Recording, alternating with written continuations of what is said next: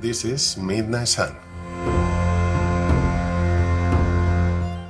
In previous episodes, we have been seeing how the ecological and social crisis in which we are entering now has been the result of a problem of perception of our worldview, which has led us to destroy our relationship with the world around us. This worldview is the modernist worldview, and in this moment we can say that there is another worldview which can be help us to overcome this difficult situation in which we are living now, which can help us to overcome the disaster that all the scientific world is saying that we are going to. This new worldview is the complex systems worldview, a systemic worldview based on systems. According to this worldview, the universe is a complex structure in which all its elements are interconnected between them to each other. According to this worldview, we all depend on each other. In some way, we are on the same boat, above all in our planet, on the Earth. This worldview is highlighting the interdependencies between the elements of the system. In this sense, the problem is that interdependencies cannot be seen. In any system, as a biological system, such as the human body, a social system such as our civilization, or a chemical system, such as a molecule of water, it is easy to see the elements which make up the system. The problem here is to see the interconnections and interdependencies between its elements. If you remember our last program, we were talking about what happened in Yellowstone, in the National Park of Yellowstone, when the wolves were eradicated from that ecological system.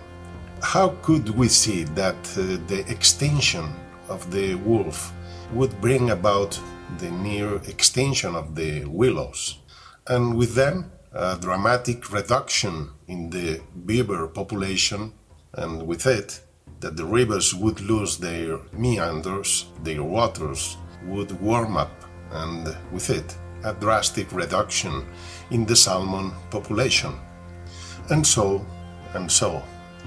This is the problem with systems and interdependencies, that they are not, the interdependencies and interconnections are not visible to the naked eye. And this is one of the reasons of our current ecological crisis, especially when a materialist worldview was adopted. Because with a materialist worldview, we see even less these connections. How can we see what cannot be seen? There is a quote from Antoine de Saint-Exupéry in The Little Prince that may give us a clue. This quote says, "It is only with the heart that one can see rightly. What is essential is invisible to the eye." If you think that this program does not apply to you, maybe you are wrong, because if you learn to see with both eyes, maybe your life can improve in ways that you cannot expect in this moment. Because you will see not only interdependencies, but also many things about your own life which, until now, were invisible to you.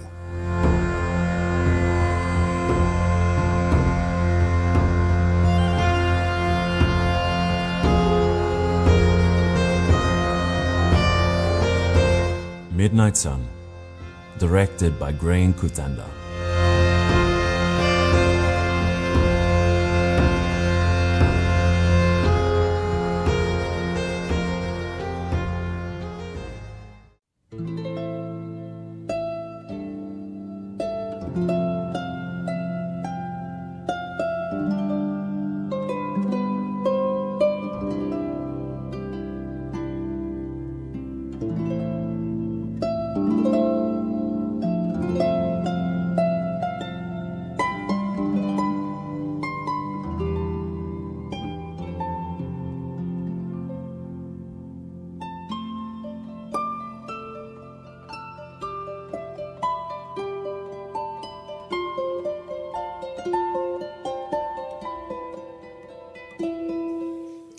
Welcome to Midnight Sun. Today our program will be a little bit longer because we need to speak about Colin Fay. Colin Fay is a young fighter, a climate, human rights and anti-colonial fighter who collaborated with Midnight Sun in a previous series of programs in 2021. And Colin Fay, who is an activist, is facing problems. Then we will speak about Colin at the end of the program. As we said, as we asked in the beginning of this program, how can we develop a systemic vision if we cannot see the interconnections and interdependencies in systems? How can we see what cannot be seen? Mary Catherine Bateson, who was an anthropologist and author, daughter of a famous anthropologist such as Margaret Mead and another important thinker, Gregory Bateson, one of the fathers of the cybernetics, who we have been talking about here in this program. Mary Catherine Bateson said, "A system has many parts of which are invisible to the naked eye." Also, Ludwig von Bertalanffy, an Austrian biologist and philosopher, the father of the general theory of systems, said, "Interactions, or more generally interrelations, however, are never directly seen or perceived.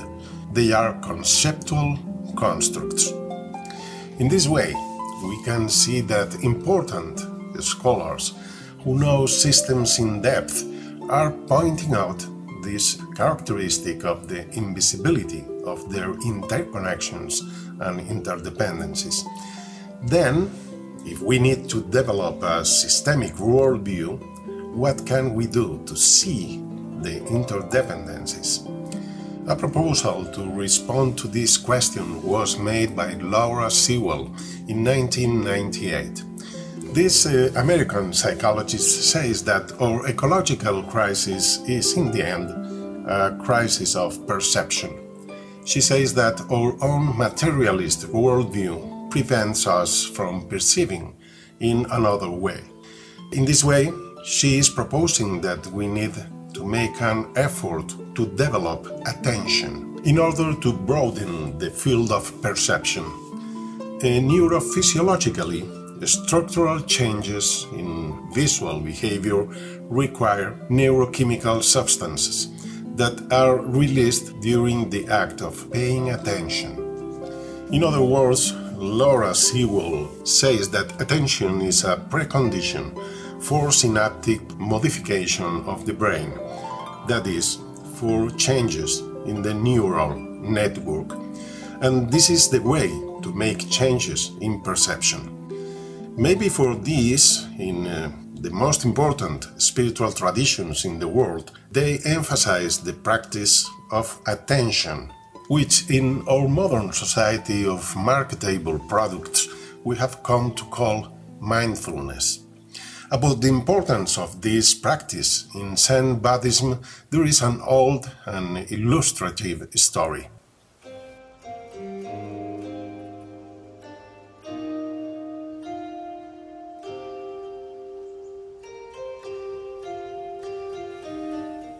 One day, a disciple came to Master Ikkyu with a piece of paper. "Master, would you be so kind as to write me some maxims on the highest wisdom?" Ikkyu took his paintbrush and wrote, "Attention." The disciple, confused, asked, "That's all? You are not going to write me anything else?" Ikkyu, at his insistence, wrote two more words. "Attention. Attention." The disciple, even more troubled, said, "In truth, Master, I see no great depth or wisdom in what you have written. With a display of great patience, EQ picked up the paper again and wrote, "Attention, attention, attention. At least you could tell me what the word attention means," exclaimed the disciple in sheer confusion. And EQ replied in a calm voice, "Attention means attention."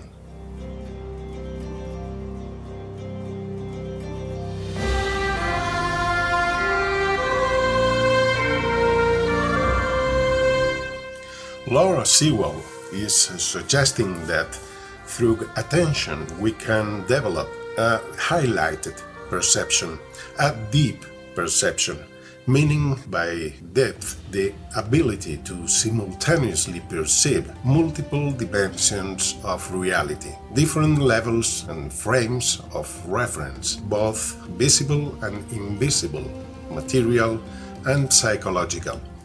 In this way, says Laura Sewell, focusing our attention, we would thus see literal, correlational, causal, symbolic, and metaphorical relations. Stay tuned to Midnight Sun. Whatever your ideas, whatever your experiences, your background, because if you follow us in this program, at the end you will see the world in a very different way.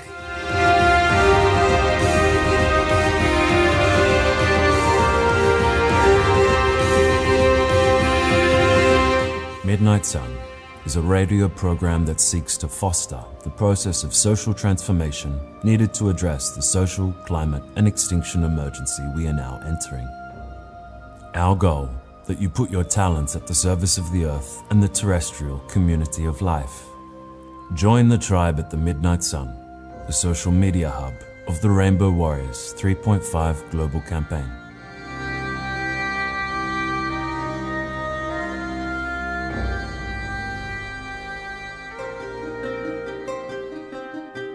Do you work in education, storytelling, communication, or social work? We invite you to discover the Earth Stories Collection.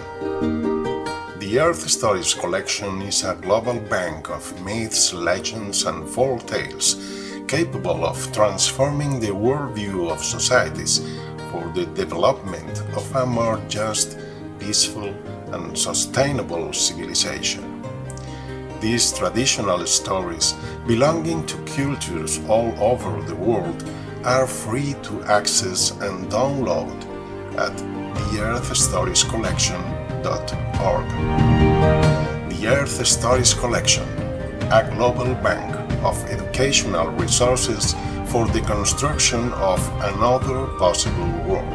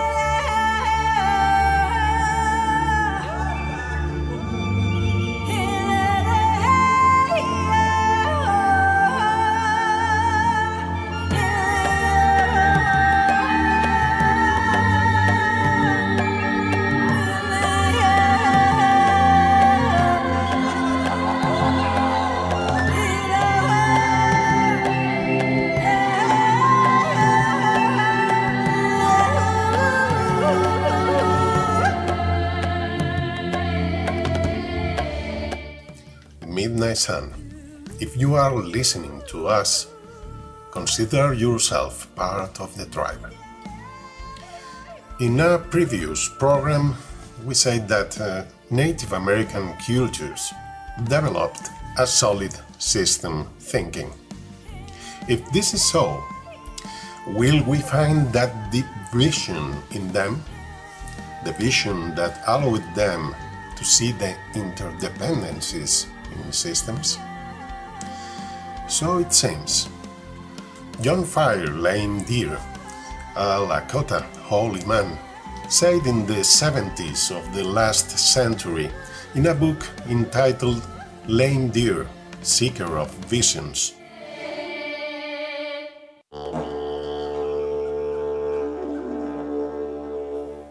I am an Indian.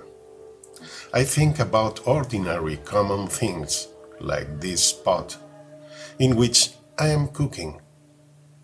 The bubbling water comes from the rain cloud. It represents the sky. The fire comes from the sun, which warms all of us. Men, animals, trees.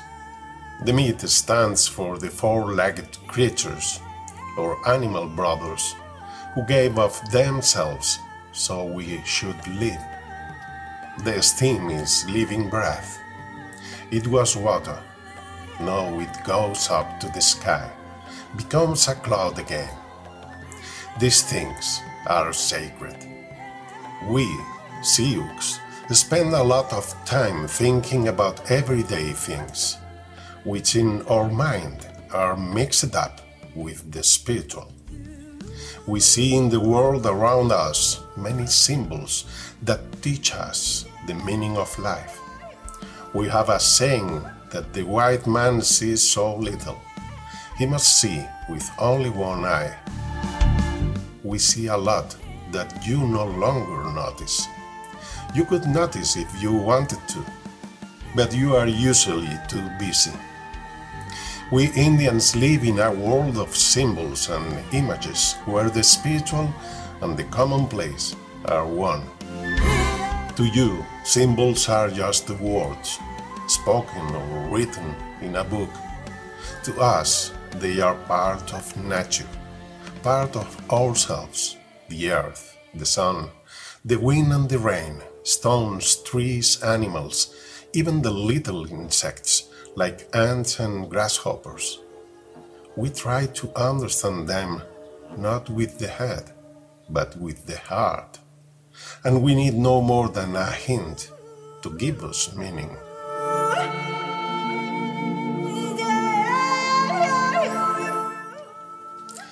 The heart, again, like in the quote of Antoine de Saint-Exupéry. In addition to lame deer, there is another First Nations member who has made interesting contributions to this issue of seeing with both eyes. He is Navarre Scott Momaday.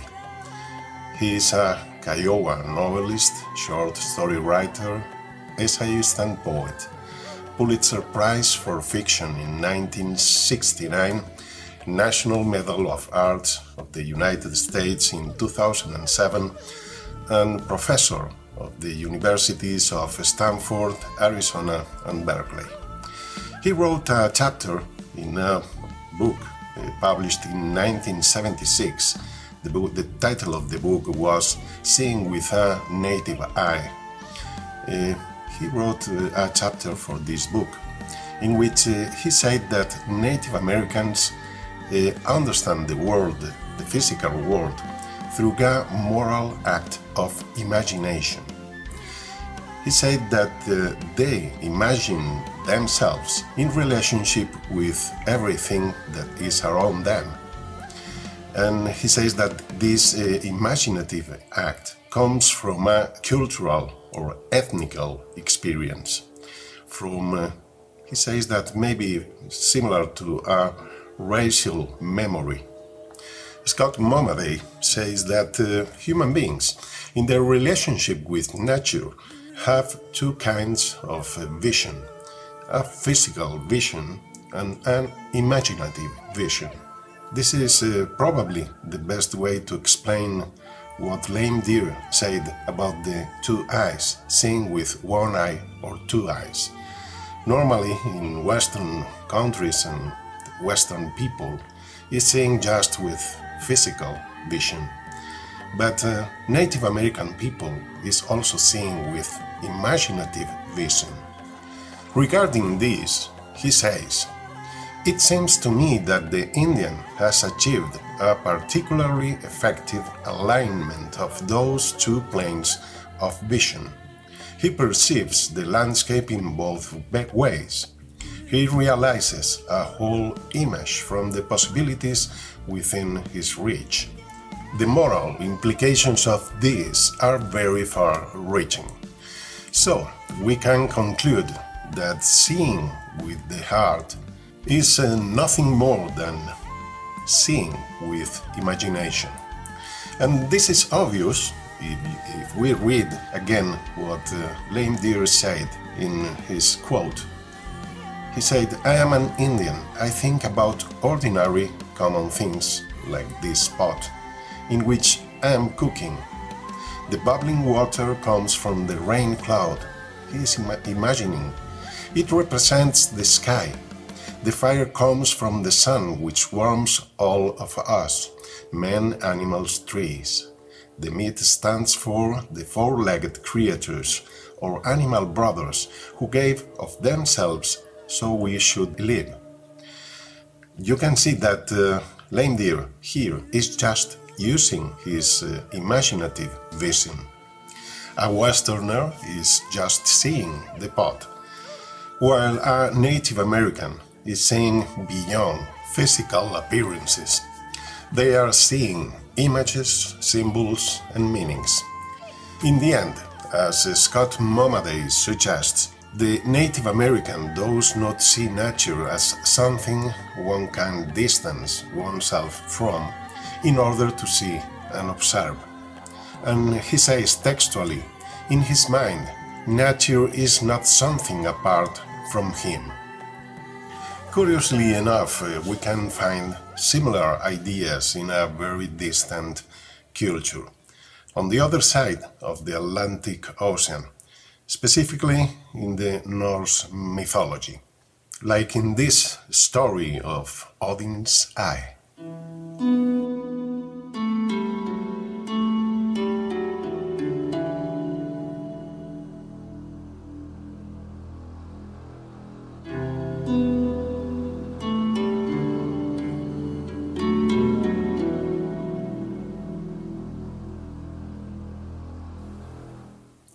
In ancient times, Thor would circle Asgard and Midgard, the realms of order where gods and humans dwelled, every year, trying to keep the armies of chaos at bay. Year after year, the god of thunder would wage battle on the frontier against the forces of darkness, but year after year, chaos continued to slowly creep into Midgard.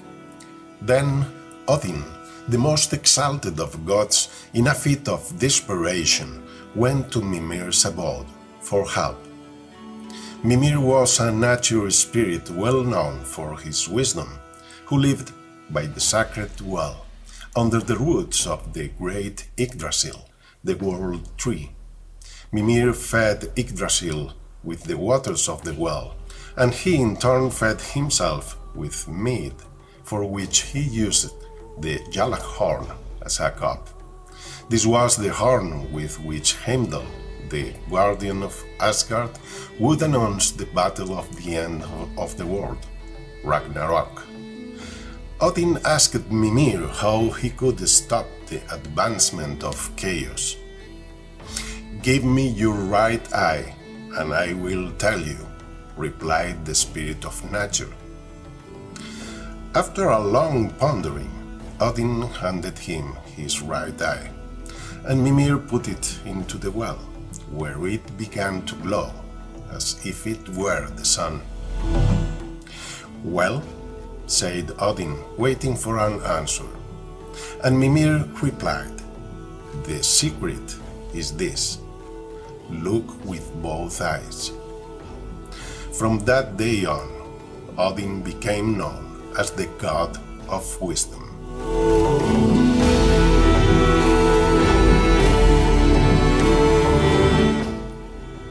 We need to see with both eyes to get the wisdom of a complex systems worldview.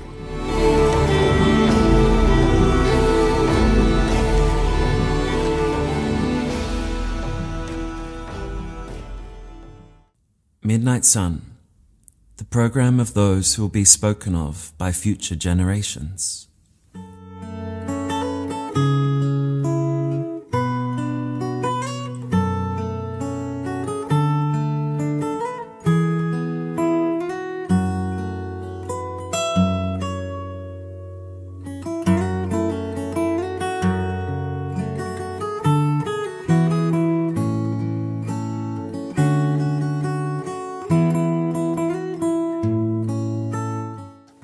Let's continue with the topic of seeing with both eyes. We have spoke here several times about Gregory Bateson, anthropologist, socialist scientist, semiotician, linguist and cyberneticist. He wrote a book in 1979 entitled Mind and Nature, a Necessary Unity. In this book he developed a little bit more his ecology of mind that he started to explain in a previous book. And to explain a little bit more this ecology of mind, he used the concept of double description in order to explain the generation of new information of a logical type in learning processes. According to Bateson, this double description is given in those cases in which two or more information sources are combined to offer us information of a different type to that which would be provided separately. And in this sense, he used the metaphor of the two eyes to explain this concept. He says, "It is correct and a great improvement to begin to think of the two parties to the interaction as two eyes, each giving a monocular view of what goes on and together giving a binocular view in depth. This double view is the relationship," says Gregory Bateson. This seeing with both eyes of Native American people is what gave them their complex systems worldview, a worldview with which they could see the interconnections and interdependencies. Thus, it is not surprising that among the Lakota people, their sacred sentence is Mitakuye Oyasin, which means all our relationships. To this point arrives the connection, this realization and understanding of the importance of interconnections and interdependencies. But this Mitakuye Oyasin, this all our relationships, is not just about animate beings, but also is related to inanimate beings. In this sense, Joseph Epes Brown was an important scholar about Native American cultures, said in one of his books, "In Native American thought, no such hard dichotomies exist. All such forms under creation are understood to be mysteriously interrelated. Everything is relative to every other being or thing. Thus, nothing exists in isolation."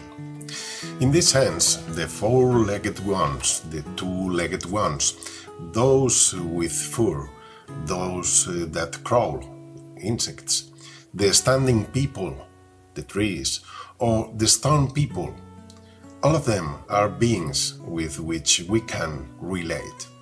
In this network of interrelationships, Brown says that Native American thinks that they must keep a delicate balance, but not only that, also a fair reciprocity. For each life or fruit, human being must offer a compensation to this network of beings in which he or she lives, in a kind of receiving and giving game. Finally, Vine Deloria, a Lakota author, theologian, historian and activist, professor of political sciences at the University of Arizona, Quoted James Jeans, a physicist and astronomer, one of the fathers of the quantum physics, saying, "When we pass beyond the space and time, they," is referring to separate individuals, "they may perhaps form ingredients of a single continuous stream of life." Vine Deloria quoted these words of Sir James Jeans in order to illustrate his idea and the Native American idea or concept of the unity of life. In fact, Vine Deloria, after quoting Sir James Jeans, said, "The parallel with conceptions of the basic unity of extinctions held by American Indian tribal religions is striking. If the nature of the world is a single continuous stream of life, there is no reason to reject the idea that one can learn to hear the trees talk. It would be strange if they did not have the power to communicate."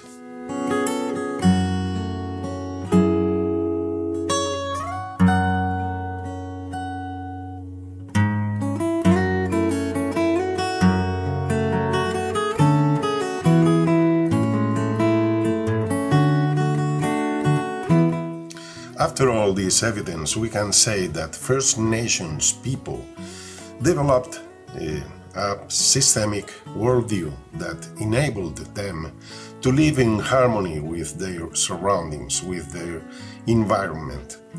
Thus, it is not surprising what Carl Gustav Jung found in his analysis of his patients. Jung found that when one of his patients was about to enter in a healing process, a Native American would appear in their dreams.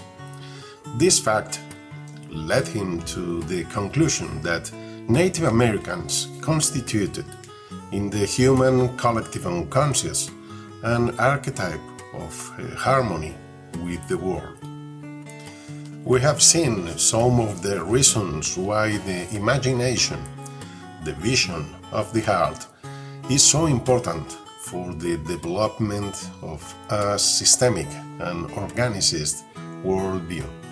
In a later week, we will go more deeply into imagination.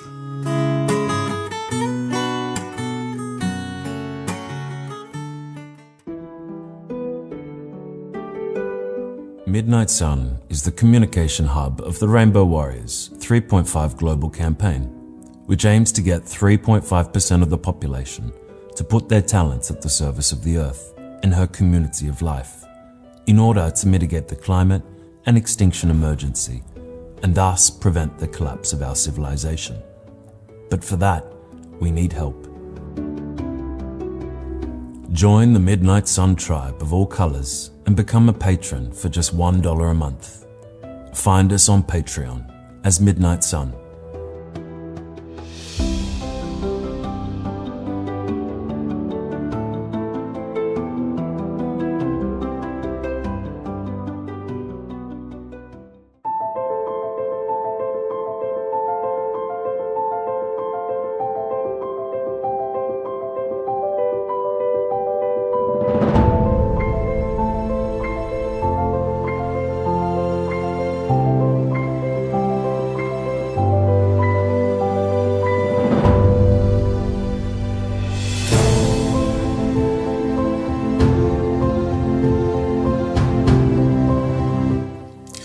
As you know, in Midnight Sun we are trying to launch a new social movement, Rainbow Warriors 3.5.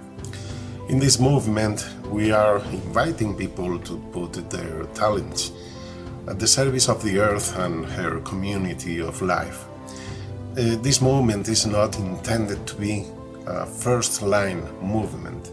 With this, I mean that it is not intended to be a civil disobedience movement in which people is doing non-violent direct actions and they are risking in front of police It is not a first-line movement. It is, I don't know, maybe we can say a second, third, fourth-line movement.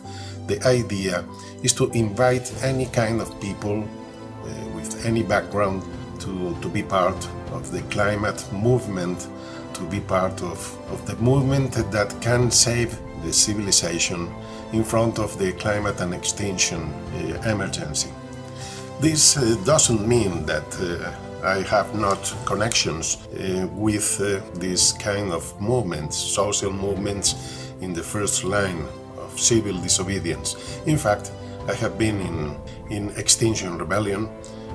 I was one of the co-founders of Extinction Rebellion in Spain, and I have been doing non-violent direct actions, civil disobedience in Spain. And in this world, I met wonderful people. One of these wonderful people is Colin Fay. Colin Fay is a 26-year-old French physiotherapist, environmentalist and human rights activist.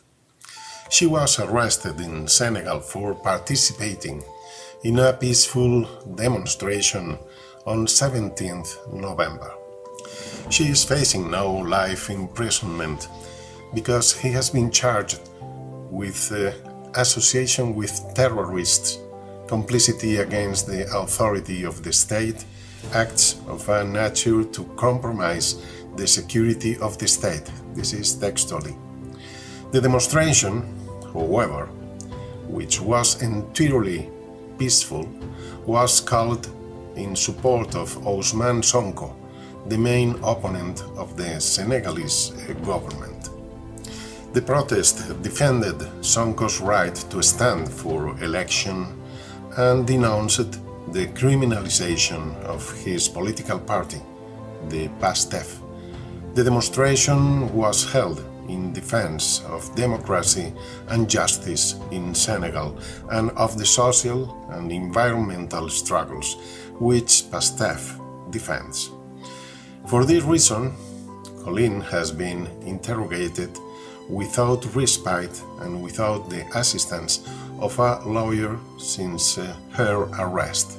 She is in a situation of complete uncertainty, with no guarantee that her rights will be respected. The silence of the French government is striking, and the reason is easy. The president of Senegal is Emmanuel Macron's closest ally in Africa. Colin Fay joins nearly 1,000 people, political prisoners, detained by this regime, many of them tortured in atrocious conditions of detention. It seems that Macron is not interested in fair elections that PASTEF could win, given that this would end the colonial era in Senegal. They do not want an anti-colonialist revolution in the country, as happened elsewhere in the African continent, and they are willing to turn a deaf ear to the violation of the human rights of a French citizen and hundreds of others in Senegal. From Midnight Sun, we demand the immediate repatriation of Colin and the release of all those imprisoned for political reasons. This is our call. And I must insist again about Rainbow Warriors 3.5, the social movement that we are launching from Midnight Sun. I must insist on that Rainbow Warriors 3.5 is not a social movement aimed at civil disobedience. It's a softer social movement in which we are only asking you to put your talents at the service of the earth. If someone wants to be in the first line, we can say, okay, you can go there or there, but this is not the place to this. This is a second, third or fourth line in the struggle against climate change and extinction that we are facing. And at the end, we will not ask you to do anything that you feel you are not ready to do.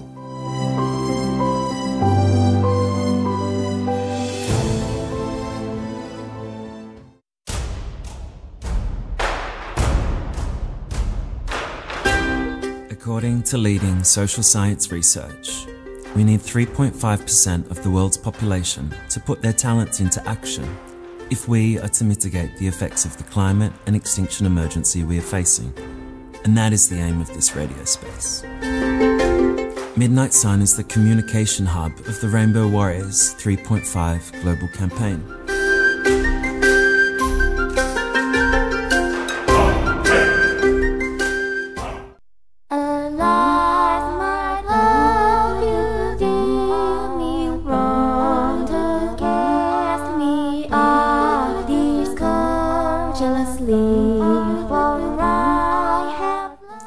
We are arriving at the end of our program today. We have been talking about seeing with both eyes, the systemic gaze, and we have been saying that we need to develop a new worldview in order to overcome the ecological and social crisis that we are facing in this moment. We need a new worldview because the cause of this disaster to which we are going is our modernist worldview. We need a different view of reality based on systems, and on complex systems, on an organicist worldview. But how we can develop this worldview if our interrelationships and interdependencies in our systems cannot be seen? So we have been talking about the need of a change in our perception, a change that can be fostered through attention. And beyond attention, we have been seeing what we could learn from the Native American cultures, from the First Nations cultures in the Americas, because they had a very clear systems thinking, systems worldview, and we can learn a lot about them. We have seen how Lame Deer, a holy man in the Lakota people, said that he saw with both eyes. We have seen also how Scott Momaday, a member of the Kiowa Nation, said that the Native American people has been using two types of vision, the physical vision and the imaginative vision. We have said that imagination is what Antoine de Saint-Exupéry said that we need to see with the heart. That is seeing with the heart, or imagination. We have been talking about Gregory Bateson again, about his double description. We have explained how this systemic worldview of the Native American people enabled them to reach a deep connection with nature. And finally, we have been talking about Colin Fay, a French climate and human rights activist whose rights are not being respected in Senegal, while the French government remains silent, possibly because of its colonial economic interests in the area. And we hope that everything we have talked about here today has not only entertained you, but has provided some insights capable of changing your life.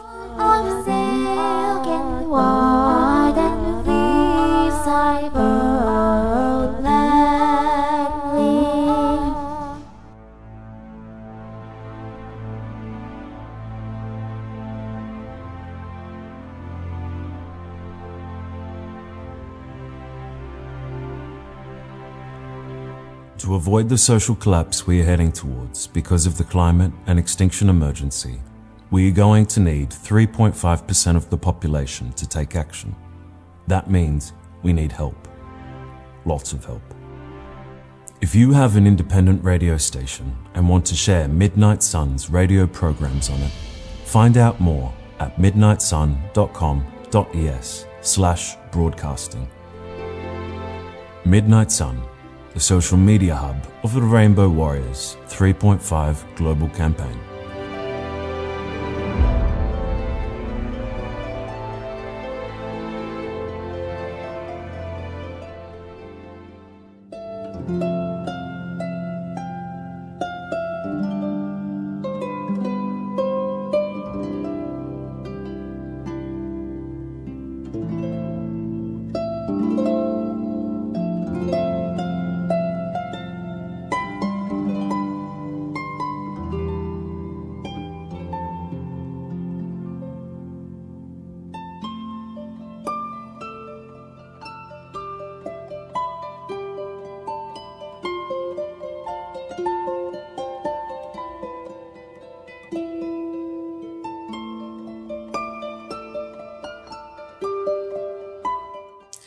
We are ending here.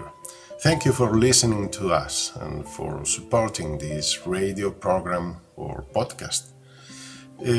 We have to thank, before say goodbye, we have to thank Kim Robertson for generously and royalty-free offering us his Greensleeves tune on the Celtic harp.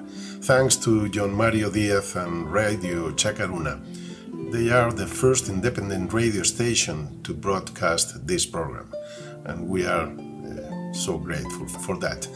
Thanks to Blake Kendall for giving his voice to the program. Thanks to Marta Ventura for being at the background of Midnight Sun, in the network of Midnight Sun. We are just beginning, but we need this support in the shadows. And finally, I would like to thank several people who have given us their feedback to improve Midnight Sun in English, like Monique van Dam from the Netherlands, Karen Killen from Ireland but living in Spain, Tony Amoya from the United States but living in Sweden, and finally Blake Kendall, who has made a very good feedback about this program from Australia.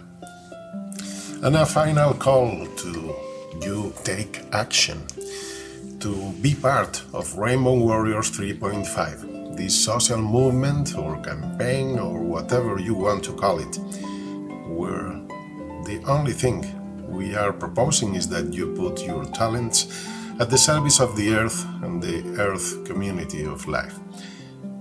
As you know, we need to bring together 3.5% of the world population to prevent the climate and extinction disaster. And we can do it. We are radically hopeful that we will. Join the tribe of all colors of Midnight Sun and Rainbow Warriors 3.5. There is nothing more. May the sun shine on all of you at midnight.